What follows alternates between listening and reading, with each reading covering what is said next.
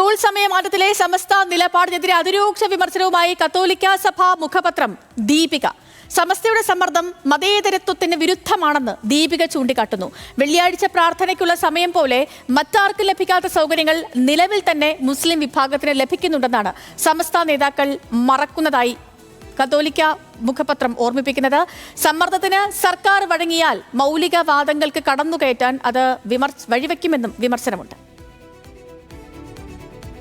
മദ്രസ പഠനത്തിന് മതം നിഷ്കർഷിക്കുന്ന അത്രയും സമയം ഉണ്ടാക്കി കൊടുക്കേണ്ടത് സർക്കാരിന്റെ ഉത്തരവാദിത്തമാണെന്ന നിലയിലേക്ക് സമസ്ത കാര്യങ്ങളെ എത്തിക്കുകയാണെന്ന് ദീപിക എഡിറ്റോറിയൽ കുറ്റപ്പെടുത്തുന്നു. മറ്റ് മതസ്ഥർ ആരാധനകൾക്കും മതപഠനങ്ങൾക്കും ഒഴിവു ദിവസങ്ങളിലാണ് സമയം കണ്ടെത്തുന്നത്.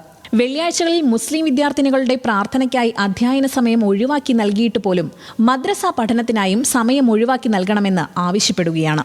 സമാനാവശ്യങ്ങൾ മറ്റുള്ളവരും ഉന്നയിച്ചാൽ കാര്യങ്ങൾ എവിടെ എത്തുമെന്നാണ് ദീപിക എഡിറ്റോറിയൽ ഉന്നയിക്കുന്ന ചോദ്യം. ഓണം, ക്രിസ്മസ് എന്നീ അവധി ചൂണ്ടിക്കാട്ടുന്ന നാസർ ഫൈസി കൂടത്തായി എല്ലാ വെള്ളിയാഴ്ചകളിലും പ്രാർത്ഥനാ സൗകര്യം ലഭിക്കുന്നതിനെക്കുറിച്ചും അത് മറ്റുള്ളവർ മാനിക്കുന്നതിനെക്കുറിച്ചും മറന്നുവെന്നും വിമർശനം.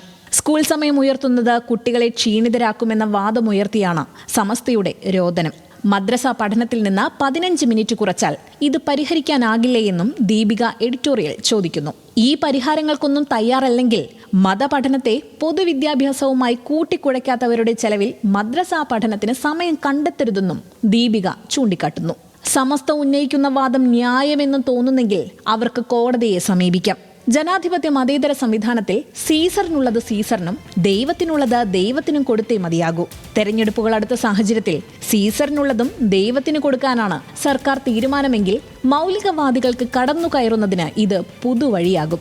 ഇക്കാര്യത്തിൽ സർക്കാർ തീരുമാനമറിയാൻ കൗതുകമുണ്ടെന്നും ദീപിക പറയുന്നു. News desk, news Malayalam.